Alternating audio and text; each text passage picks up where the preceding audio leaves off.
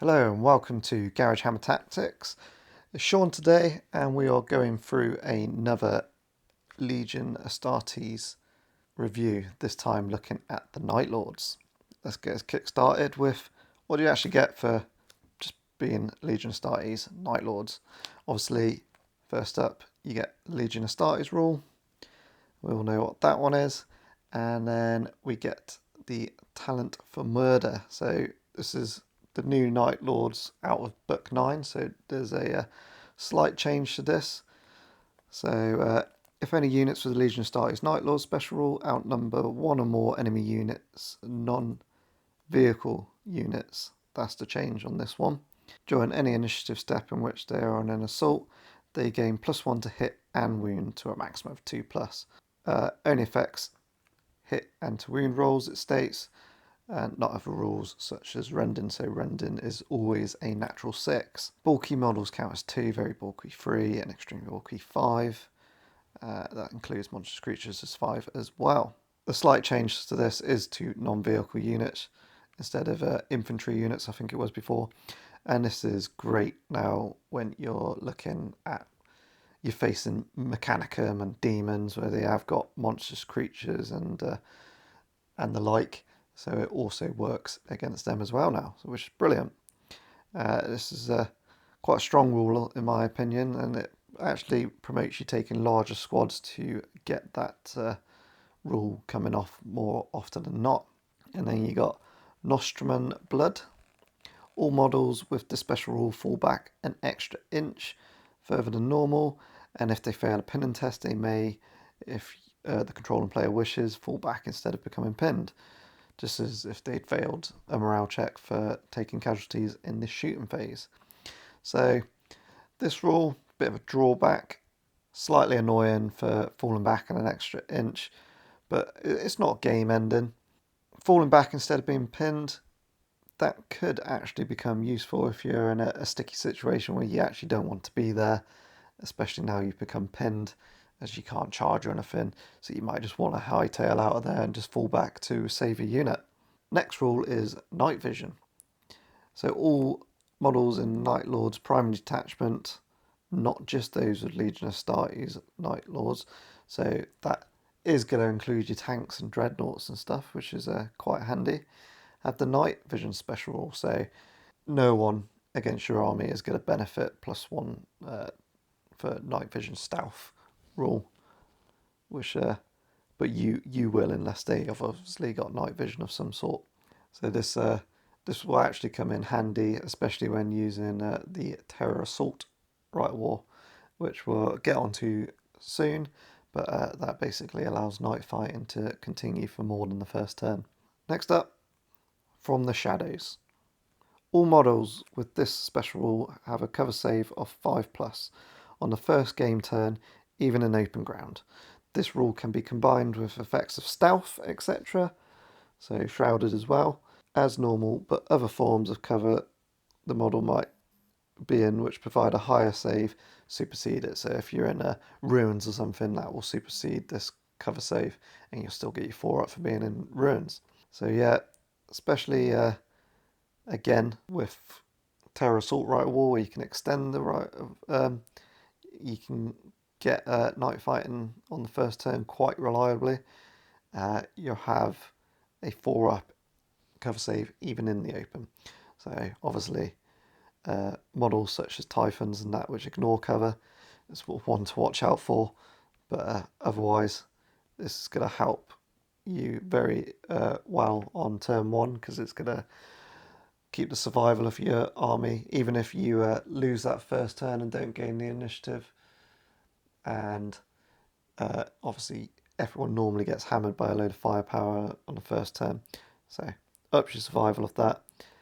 And this one is actually only Legion Astartes. It doesn't state like in the night vision rule where other units get it, so it is just your normal Marines and Terminators and that have actually got the Legion Astartes rule. Next up, Seeds of Descent. If an army's warlord is slain, each unit in the army with the special rule must immediately take a morale check as if they had suffered 25% losses from shooting. This is pretty bad. if you lose your Warlord, you could get quite a few units running if you're extremely lucky with your rolls. So you do want to look after your Warlord as a Night Lords player. So they're the rules you get for just being Night Lords. Some really good ones and a couple of drawbacks, but I suppose that keeps it balanced slightly. Now looking at their Legion specific war gear, they got the Nostraman Chainglaive, and this is ranged dash because it's a melee weapon. It's +1 strength, AP free. It's two-handed, but it does have rending. So it's AP free at initiative with the chance of a good old rend for any units that are facing into a palm save. I think this is pretty good. You have the chance to beat other characters with axes and fists with the rending, and against other sergeants with Artificer armor. So any character or independent character can take this.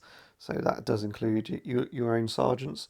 So it might be worth just chancing getting those few attacks and hoping they fail one, or you get that rend off and you actually win challenges that way. AP is AP free is nothing to be sniffed at really either, as the majority of units against any army will be in a 3+ save anyway, so you'd be carving straight through it. Very nice.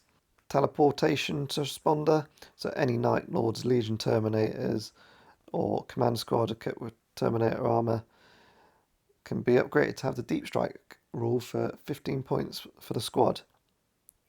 And any independent characters in Terminator may also be upgraded to have the Deep Strike rule. So it's 15 points for a squad or 10 points for a character. This is quite good. Not a lot of armies have easy access to Deep Strike and Terminators, so this can chop and change it up for your tactical advantage if you so desire. Pretty good just getting on objectives quickly with Terminators without having to use pricey transports. Now we got Trophies of Judgment. So any independent character can adorn themselves with Trophies of Judgment for 5 points, and they gain the Fear special rule. It's not bad. Could swing combats if the enemy fail the leadership, because then they go down to weapon skill 1. So you should be reliably winning those. Saying that, it's not all that reliable because you do require them to fail the leaderships, but to make it more reliable, you can get, when you got Conrad Kurz in your army, he does give an additional -1 to fear checks if you already cause fear, so could be getting that off more reliably. And the last bit is the Hedman Axe. This is a range dash, another melee weapon. It's 2x strength, AP free, rending.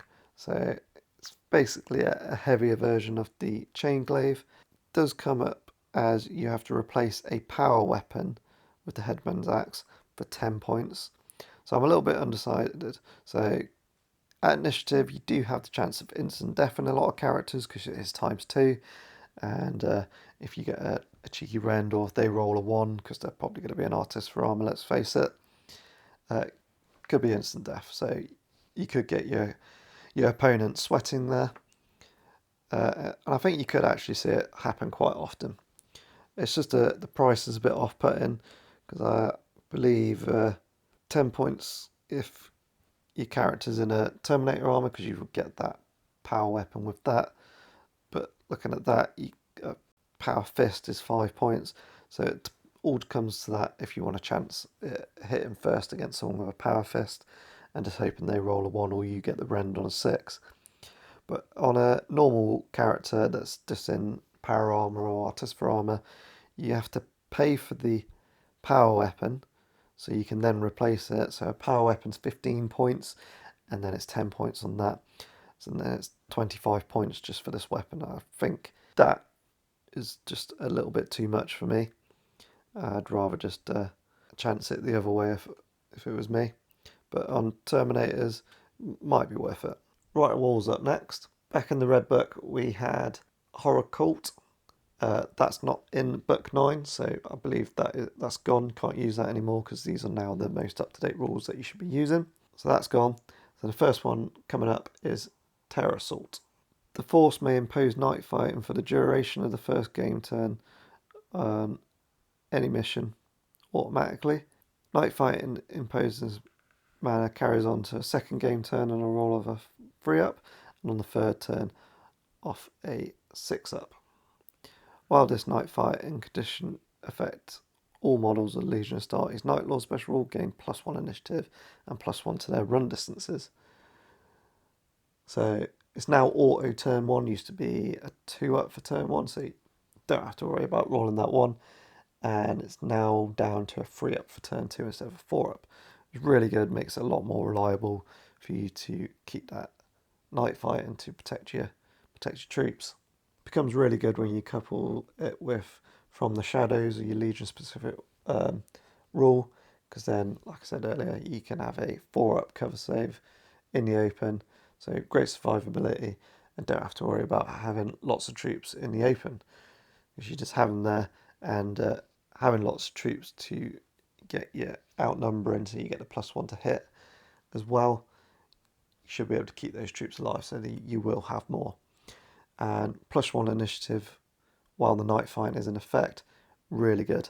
I'm a Blood Angels player, played their Day of Revelation, and that +1 initiative absolutely owns all combats, really hurt the enemy. So try and get in nice and quickly for combat and make advantage of why you got night fighting going on. The next effect for it is Terror Tactics. Night Lord Terror squads and Raptor squads must be taken as compulsory troops for the force using this Rite of War, and may be taken additional troops choices if desired. Raptor squads is now included in this. It used to be just Terror squads, so that's good that you can get your Raptor squads in there, and it's a great rule to get your good units in for your compulsory troops, so you're not, I wouldn't say wasting it on tactical squads, but you can get more desired troops filled. And then your Raptor squads and Terror squads are now scoring as well. Brilliant. The third and last effect is Claw Assault. Tacticals, veterans and Terror squads may either take a Dreadclaw drop pod or Legion drop pod as a dedicated transport, so long as they don't exceed the transport of the drop pod, and they begin the game in reserves. Really good. Other legions would kill to get drop pods so easily. Really can't actually take a drop pod unless you take a specific Rite of War. It's really good. Helps you get nice and close early on with those troops, getting them in the very good firing arc. So if you got can't be plasmas on vets coming down, you unload straight away. Knights, Lords, Terror squads, you could have Volkite charges and just unleash into an enemy nice and earlier on, because they've only got a short range, but taking advantage of that, getting in nice and close for, I think, a drop pod of 35 points. Massively worth it. Limitations. So you got to take an additional compulsory troops. So you need to take 3 compulsory troops. But as you're taking Terror squads or Raptor squads, it's not a bad thing to take, because these are good units anyway, so you want them. The biggest drawback is the second limitation, and it's carryover from the first time this Rite of War was written, and I think it might make a lot of Night Lord players sad, is that you can only take a single heavy support choice. And we all know all the fun stuff, all the good stuff is in the heavy support choice. So yeah, that is disappointing. If you're struggling to choose what to take in this heavy support, because obviously there's quite a lot of choice, I'd probably recommend the Fire Raptor, as this covers quite a lot of things. It's anti-air, it's great against light armour, and it's also great against infantry, so it covers a lot of bases. So that would be my recommendation. But it's your game, it's up to you what you take. You can't take a fortification, and you can't have other Space Marine allied detachment. So the Night Lords, they don't really like people anyway. Why would they want allies? And they're not Imperial Fists, they're not going to want fortifications, are they? That's Terror Assault. In my opinion, this is probably the only Rite of War worth taking. It is really, really good. Really strong Rite of War. But we'll cover the rest nonetheless. Second Rite of War is a new one called the Swift Blade. So you got no true leaders.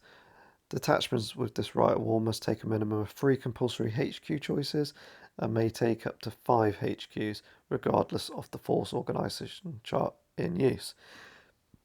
Instead of the usual rules for selecting a warlord, all of the HQs in this detachment are the warlord. These HQs do not roll for a warlord trait, but rather gain the Crusade and Hatred Loyalist special rule. All of the HQs in this detachment must be slain to fill the conditions for any rule or objective that requires the warlord to be removed from play as a casualty. So that's not a bad rule if you're planning to run lots of HQs. So it opens up your options there. Jadhak clans, I believe that's pronounced correctly. HQ choices in this detachment must be equipped with Space Marine Bike Legion. HQ choices in this detachment must be equipped with Space Marine Bike. Legion Hussar squads in this detachment must be taken as compulsory choice, and Legion Outrider squads may be taken as a choice. Vehicles of the tank type must have fast type. So you got the new Hussar units, which is another new bike squad with a rotor cannon basically attached to them as a compulsory troops. Not actual models for these yet, I don't think. And Outriders as troops, that's not too bad. And obviously the HQs on bikes, so it's obviously a bike-driven right of war. Units encirclement. Units wholly comprising of models with the Legion Astartes Knight rule special rule. In this detachment, add 2 to the total unit size to determine whether they outnumber.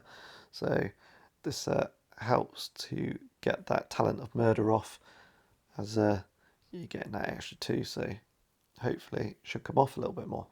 Limitations. Detachments using this right of war must take an additional compulsory troops choice in addition to those usually required on their force organisation chart. And then also in this right of war may not take any model whose rules state that it must be the army's warlord, including but not limited to Legion's Primarch. May not take units with the heavy or immobile rules, or fortifications or allied detachment. Can't belong to a loyalist faction either taking this right of war. So they're not terrible limitations, but overall I'm not really a fan of this right of war. If you really wanted a bike heavy list, then you're probably better off playing White Scars or Dark Angels, in my opinion. Third right of war choice now for the Night Lords. I know they used to have 2, but now they've got 4, so we're on to the third one. And this one is the Cross of Bone. So the Aristocracy of Ruin.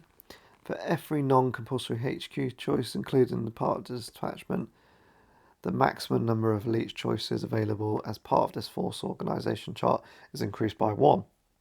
So this is good if you want to get an elite heavy army, because you can fill your compulsory HQs and then add a couple more, and then you increase how many Terminators, for example, that you could take now in the elite slot. The strong or strongest alone. As long as a model from this detachment with an independent character special rule is either alone or a unit with no other independent character, it gains +1 attack. This is not a bad little rule actually, so it makes your characters even more dangerous, getting an extra attack for free basically. As long as you don't character stack in units, you'll be benefiting from this rule. Third effect, the Tithe of Gore. The Slayer Warlord secondary objective is worth an additional 1+ victory point if the player that has selected this right of war, if the enemy warlord's final wound is removed by a friendly model with an independent character rule. Summarise that. One of your independent characters kills the enemy warlord, you get an additional victory point. Not too bad. Won't happen loads, but it's better than nothing really. So limitations. Must take an additional compulsory troops choice. So this seems quite common.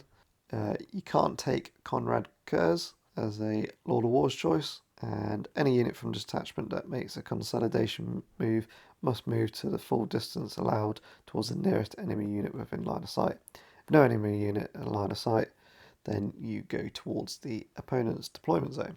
Not too limiting there again. The whole one is a bit meh. It's alright for getting your extra attacks on your characters, and if you want to go elite heavy, so it allows you to build a list a bit easier that way if that's what you want to go. Fourth and final Rite of War, the Bloodied Gauntlet. All compulsory choices in this detachment must begin the game deployed on the table or enter play on the first game turn. These units gain a Zealot special rule, and if destroyed, do not grant the opposing player any victory points regardless of the mission being used.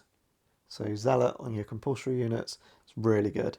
Assault Marines and Tacticals with extra close combat weapons, and it doesn't matter even if they die because you're not giving away your victory points for them. Really good if you want to go for a combat orientated army, because you'd be re-rolling all your hit rolls on the first turn, and you'll be fearless as well. Don't have to waste any points on chaplains there. Through death victory. If the game ends as a draw, or if the player that has chosen this Rite of War is a loser, then that player gains D3 victory points if all their compulsory troops choices have been destroyed. If you are getting your ass kicked and you've lost all your compulsory choices, but the scoreline's still close, this actually could swing the game in your direction. So pretty handy rule to remember at the end. And if you are losing but the victory points are close, you can just chuck your compulsory troops in, just to basically sacrifice them to get you the win. Units from this detachment entering play from reserve after turn 3 gain the outflank special rule. So this will help if stuff doesn't turn up turn 2, then at least turn 3 you get outflank, and it should help get them further up the board. So limitations. So you've got to take an additional 2 compulsory elite choices. These must be infantry, and they may not be equipped with Terminator armour of any kind. Not bad as compulsory again, so they'll gain that Zealot special rule. So maybe looking at vet squads or maybe your terror squads as well. And as it's all compulsory, so you look at your standard chart, you're looking at 1 HQ, 2 troop choices there, and now 2 elites. So you're going to have to inform your opponent which ones are your actual filling those compulsory slots. One of the biggest drawbacks is that your compulsory choices may not hold or even contest objectives of any kind and never counter scoring units. No compulsory choice may select a dedicated transport, and a compulsory HQ choice may not be selected as the army's warlord. You're not going to win objective games with this list just from that, so just go for the kill, which is, if you read the fluff for this Rite of War, it does play to that really. And all non-compulsory choices must begin the game in reserve. So I think you got 5 compulsory choices, so you're only starting with 5 units on the board, not on any dedicated transports. So you are going to be vulnerable on your first turn, but at least your compulsory stuff, it won't run away because they will have that Zealot. So don't have to worry about that, just have to worry about dying. But then, if it does all die, you get those D3 victory points, so it's not all too bad. But you could help with this by taking Dread Claws in the fast attack slot and putting them in that, because then they at least do come down on the first game turn. But as it's drop pod, you need to work out, make sure they all do come down. So if you have to take 1, or if you wanted 2 in Dread Claws, you'd have to actually take another drop pod in your non-compulsory choices. So you get that uneven number to get your 2 to come down. I think this rival may not be strong, but I think it would be quite fun to play with, and just be ultra aggressive with it basically. Now the good stuff, Legion specific units. So we got your terror squads. These have actually come down in points slightly from the previous book, in the red book. The stock 125 points, that's the same, but it's all the options. So like it's 12 points for an additional Terror Squad member, Executioner, and then all their upgrades like Heavy Chain Blade and that and stuff's come down slightly, all roughly about 5 points. Your Terror Squad, it's basically Vet Squad statistics, but even the Executioners have Leadership 9. Pretty good. They got War Gears, pretty standard, Power Armor, Bolt Pistol, Chainsword, Grenades. Special rules, they do cause fear, which is quite nice. Do have Infiltrate, really handy, getting them in close. Preferred Enemy Infantry, really good rule. And they also come with Precision Strike. This is quite good because some people put the sergeants at the front of a squad to try and tank stuff. So you could Precision Strike behind them to get rid of them. Or if you actually wanted to pick on someone's sergeant, you can do it the opposite way, of course. Melter Bombs is no longer just on the sergeant. It's all round for 5 points per member, which is good. One thing that does sort of let the squad down is a lack of combat options for AP. So they've obviously come with a chainsword. They can have a heavy chain blade, and that's it on the normal guys. The only other stuff is you can get a power weapon, a chain glaive on the sergeant, power fist, or a lightning claw. So a bit limited in combat, but you could obviously go tank hunting. Now you can take melter bombs all on them. But that being said, they are basically vets, so you've got should have 4 attacks each on the chargers. There's nothing to be sniffed at. I'd be tempted to upgrade them with Volkite chargers for 5 points each. Just go really heavy, infiltrate in, because the Volkite charger, I believe, is the 15-inch range one. So you want to try and get as close as possible, because otherwise you're going to be shot off at a distance. So all in all, not too bad elite squad. Next up, we got the new Terminators. It's the Contikar Terminator Elite. So these come in at 230 points for 5.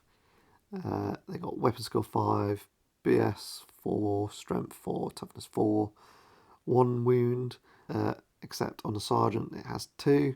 They got Initiative 4, 2 attacks each, Sergeant's got 3, and Leadership 8 and 9 for the Sergeant with a 2-up save. They are in Tartarus armour on the Forge World specific ones, but in the War Gear it just says Terminator armour, so I suppose you could create your own to be in Catch Fatty and could up your invul save to a 4-up. They come with Heavy Flamers as standard. They got the Nostrament Chain Blade, not Chain Glaive, and they come with Trophies of Judgment, so they cause fear, and they've got Implacable Advance, so that's scoring is pretty good. Chosen Warriors, so they can each accept challenges or issue them, and they are Lords of Night. So going back to the Chain Blade, it's pretty much the Chain Glaive, but it's not got the +1 strength. It's just your strength user, AP 3 still, and rending. So a rending power sword basically. No option to upgrade this, unfortunately, not even to power fist or anything, except on the Sergeant, who can take the Eschaton Power Claw. And this Power Claw is strength ×2, AP 2, melee, with shred, and it's unwieldy. So it's our power fist with shred basically, but that is for 15 points, whereas a power fist is what, normally 5 points, so you're paying 10 points extra for shred. Probably a little bit of a price hike if you ask me. Probably should have been about 10 points. You can swap out your Heavy Flamers for a Volkite Cavitar at 10 points each. So Heavy Flamer is obviously a template, which is like, what, 8 inches range, whereas Volkite Cavitar is only 10 inches, but it's strength 6, AP 5, heavy 4, and it's obviously got Deflagrate. It's quite a bit of firepower really, but the range is just really poor. Unless you're coming out of a Dreadclaw or something, or a Land Raider Spartan, you're going to really struggle to get these in a range, so you're going to have to buy transports. But that being said, if you're playing a lot of Zone Mortalis, these boys might actually excel in Zone Mortalis, because you can just come around a corner and you're most likely going to be in range of someone. These Terminators can actually go up to 15 Terminators in a squad, which is quite good. I've not really seen that anywhere else that I can think of. And they got the Laws of Night rule that we said. So a single unit that's numbering no more than 10 may be taken as a compulsory HQ choice, which is neither got Sevitor or Conrad Kurz present on the board. If you've got Sevitor, a single Contikar Terminator Elite unit can be chosen as a command squad. So overall, I think I'd rather take standard Legion Terminators with fists. I think they'd win in a straight fight, and it'd actually probably be slightly cheaper. But these models, go onto the Forge website, they are really cool, in my opinion. And yeah, Zone Mortalis, I believe, is getting a lot more popular. And these boys, I think, will do really well in Zone Mortalis. So if you play quite a bit of Zone Mortalis, get these guys. So in your fast attack, for your Legion-specific units, you've got your Night Raptor squad. So these have changed very slightly. So they've now got an extra attack. They've gone up to 2 attacks each. For those who don't know, they are weapon skill 5 as well. And other than that, they're standard Marines. So the extra attack up to 2 is really good. And again, they're base 150 points for 5 of them, but then the points have come down for the options as well, which is makes them as a bigger unit cheaper than they used to be. And you can take up to 10 additional ones, so you could have a massive 15-man squad of these. So the rule Onslaught is gone. It's been replaced by Raptor Strike and Bloody Murder. The War Gear is power armor, bolt pistol, chainsword, and they've obviously got a jump pack with frag and crack grenades. Any model in the squad can exchange their chainsword for power weapon, Nostraman chain glaive, or single lightning claw. I'd be tempted to go for a mixture of chain glaives with some power axes thrown in there from the power weapon options to just have that a little bit more reliable AP2 if you bump into some Terminators or some another elite units with artillery armor. And for every 1 in 5, they can exchange a bolt pistol for a flamer, or melter gun, plasma pistol, or hand flamer. Cheeky little plasma gun or melter gun if you want to hurt some vehicles or elite enemy units again with high armor values. Any model can also exchange both the bolt pistol and chainsword for a pair of lightning claws, but that is for 20 points. It's quite expensive, so I probably wouldn't recommend that one.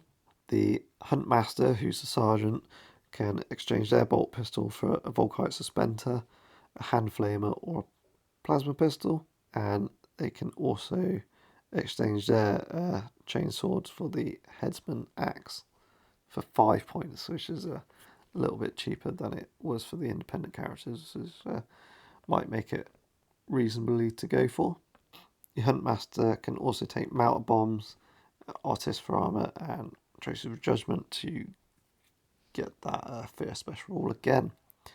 So your new special rules on them: Raptor Strike, so you can use your jump pack both in the movement phase and assault phase. Really strong. These are going to be flying across the board. Like I said earlier, as a Blood Angels player, when Sanguinius is on the board, this rule happens for jump pack units in Blood Angels.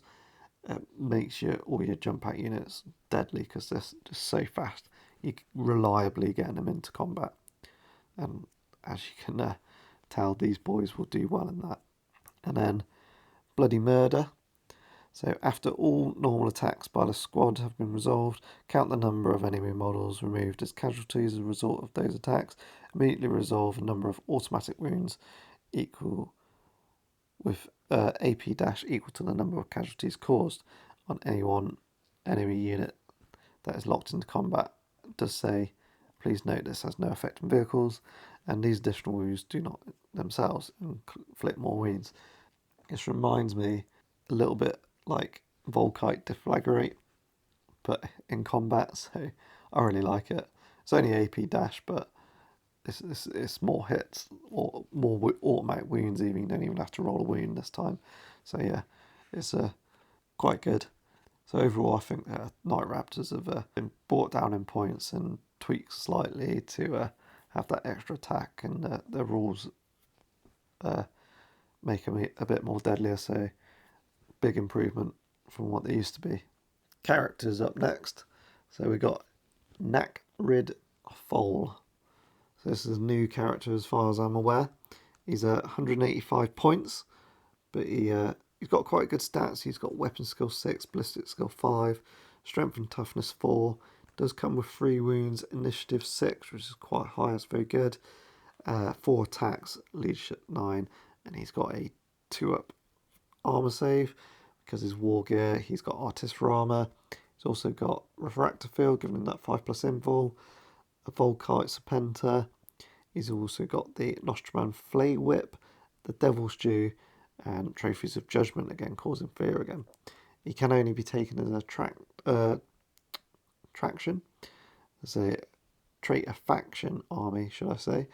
His special rules, he's got independent character, he does get Master of Legion, he's also got counterattack, which is always handy, and he's got Valar's Shadow.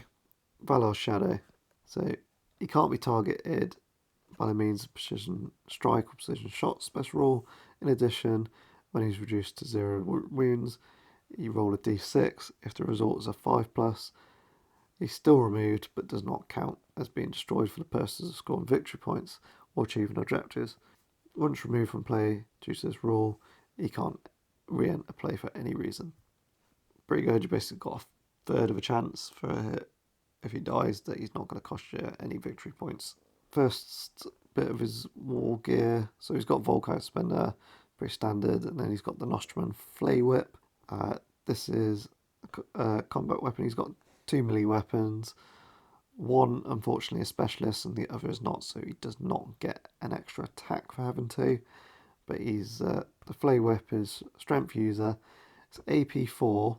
But it is rending. It's got electro charge, and this is if you model that suffers unsaved wound from this weapon, it reduces the initiative value to 1 until the end of the controlling player's next turn. So just concussive, if you ask me. I think that does exactly the same thing. And then also Wither Steel. A model equipped with a melee weapon with this special may choose to forfeit all of its normal attacks in order to make a single attack against each enemy model from a unit that is locked in combat with and within 2 inches of the wielder, using the Flay Whip's profile. If this option is used, the electro charge special rule cannot trigger from unsaved wounds. So this is a bit of an anti-horde mode, I'd say. So it's not a bad little rule if you're against lots, and you could end up with lots of attacks and get more of those rendings off. And the electro charge rule, if you just hit it normally, could be quite handy if you knock a wound off, and then the next turn they're initiative 1, so you'll be hitting first again. The next combat weapon, which is the Devil's Due. This is plus strength 2, AP 2. It's unwieldy, so you will be striking initiative 1. It's got the Devil's Due as a rule. It's got murder strikes, you've got a chance of instant death, and it is master crafted. So the Devil's Due, I really like this rule. So if an enemy model in base contact with this model has its initiative value reduced by the effects of any other weapon or special rule, then this model may make a single additional attack against the enemy model. Additional additional attack is made immediately before the enemy model would attack and uses a profile for the Devil's Due shown above. So you could always go with the flay weapon every time you knock a wound off someone. You then get to hit him with the Devil's Due as well straight away. So even if you just choose to hit with a flay whip, you could be still knocking extra wounds off with that AP2, which then would be hitting at initiative. So I think overall that makes him quite a good character, especially that last rule. Quite a fan of that. Even at 185 points, I think he's probably worth it. Next up we got Sevitor. He's still 175 points. He's Weapon Skill 7, Bliss Skill 5, Strength and Toughness 4, 3 wounds, Initiative 6, 4 attacks, and Leadership 9 with a 3+ armor save. So he's got power armor, does have an iron halo, so he's got a 4-up invul. He's got frag and crack grenades. He's got a master crafted Nostrum chain glaive, bolt pistol, and trophies of judgment again. So another character that causes fear. He's got Master of Legion. He's got Master of Atramentar. This is Night Lord's Terminator squads, command squads, and does include now the new Contikar Terminator Elites from the same detachment as Sevitor. Deep Strike will not scatter as long as they are placed within 6 inches of Sevitor as they deploy. So it's basically a bit of a box relay for him, but just affects Terminators. He's also got Dirty Fighter. This makes him really, really good in my opinion. So he's Sevitor is one of the most hand combatants in his or any other legion. He gains the instant death special rule for his attacks, in addition to any of his weapons, when fighting in a challenge. So all of a sudden, instant death on everything. Brilliant. He is a repressed psyker. Basically, he's level 1, but he can only use 2 warp charges to get off his psyker ability, which is precog, or precognition, should I say, which is one of the better psyker rules. It allows you to basically reroll everything, reroll the hits, reroll to wound, and reroll your armor saves. Only needs a warp charge of 1, so even though you only got a maximum of 2 dice, it's 50% chance of coming off on 1 dice, so with 2 dice, I'd say you should get it off most of the time. The drawbacks is if you do perils, then he has a modified leadership of 7 when you are going on your perils or warp chart, whatever you roll. He's also got Precision Strike, and his Warlord trait is still Master of Ambush, but this is updated now to actually the one in the Horus Heresy Age of Darkness rulebook, which basically himself and 3 other units can infiltrate. The best new thing that's happened to him is to when you got an option where you can represent Sevitor when he assumes control of the Night Lords in the wake of the Battle of Sheol, which is after they've faced the Dark Angels and the Primarchs. Obviously, stuff happens. I won't say much. His power armor and mastercrafted chain glaive can be exchanged for 35 points, so he does go up to 210, but he does get Artificer armor, so he's now got a 2-up save, and the Knight's Whisper. So the Knight's Whisper is a combat weapon that is +1 strength, it's AP2, and this is at initiative. It's also got Duelist Edge, so it goes up to initiative 7. You take it in the Terror Assault Rite of War, and you got Night Fight, and he's then up to initiative 8. It's just insane. That beats a lot of Primarchs, and that is also mastercrafted. And then when he's in a challenge, uses that weapon at initiative, and it is instant death. Absolutely brilliant. 210 points. Get him. You will not be disappointed.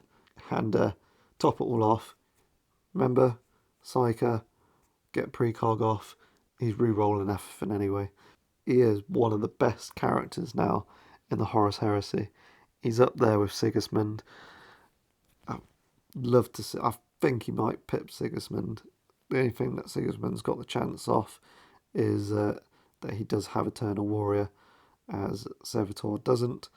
But if he's got 4 attacks and he's re-rolling everything, and he's definitely going to be hitting first at initiative 7 minimum, yeah, I think he'll do him. Yeah, as you can tell, I'm a little bit excited by Sevitor's new option. It just makes him absolutely deadly.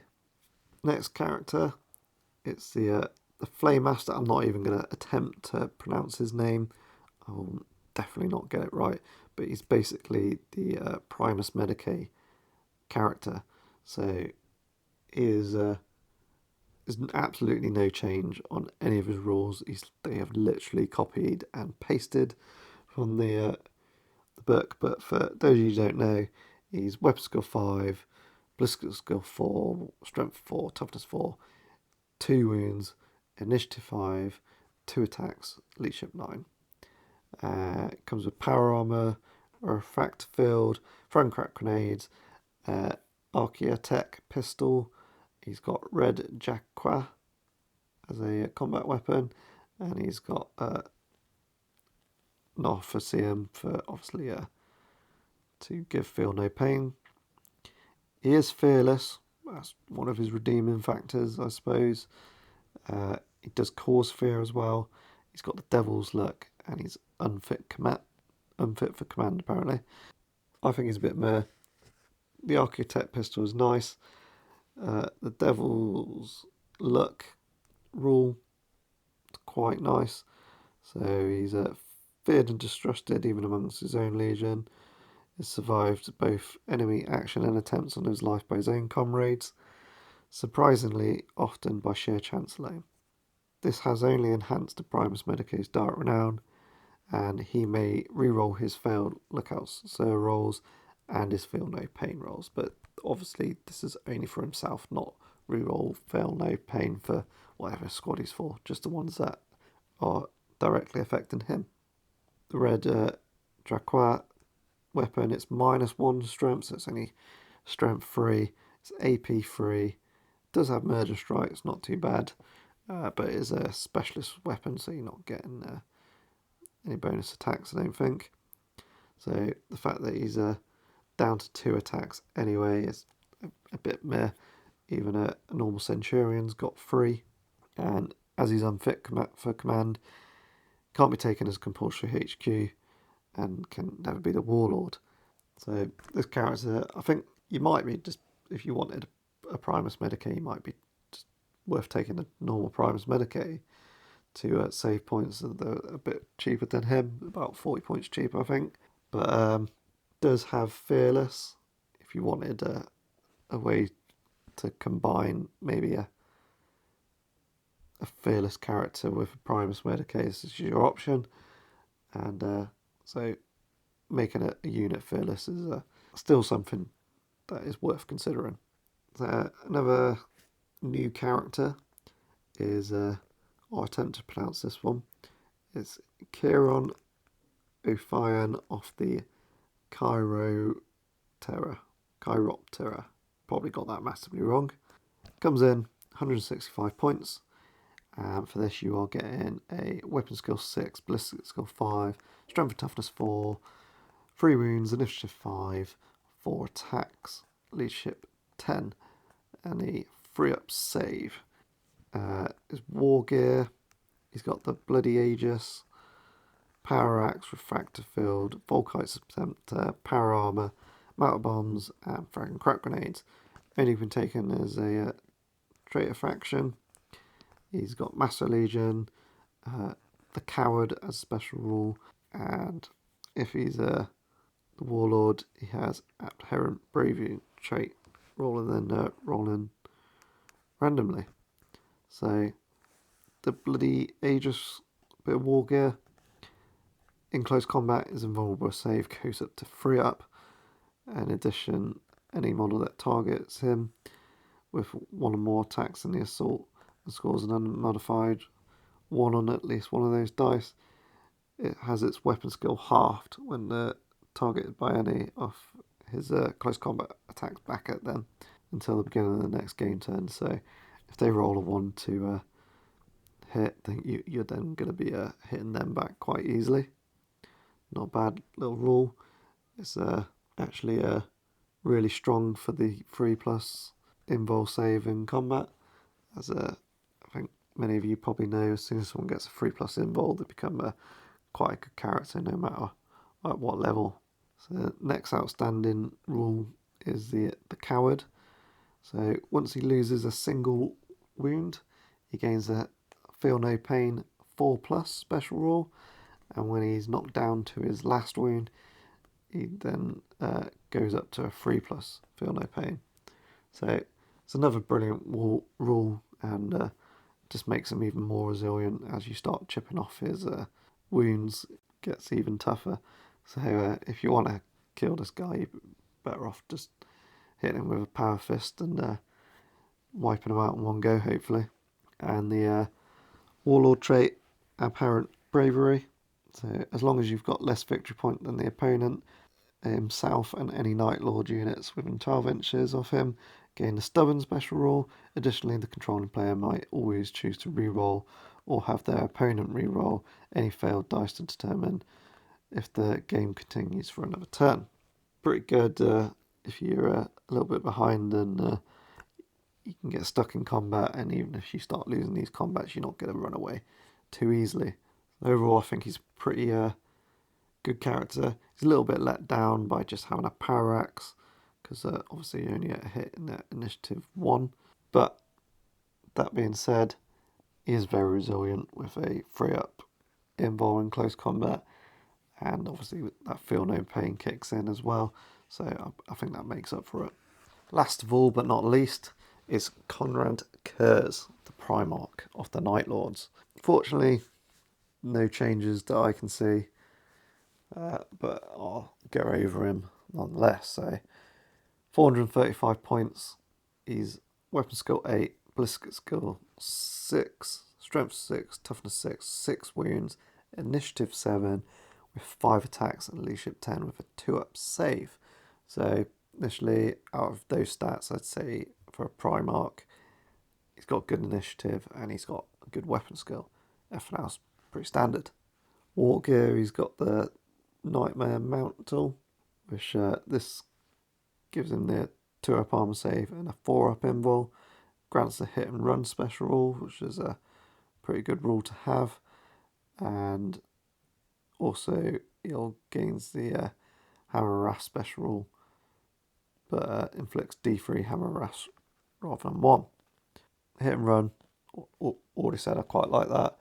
Extra Hammer Rasps, it's okay, but it's only strength 6 AP dash, so maybe kill a Marine or 2 if you're lucky.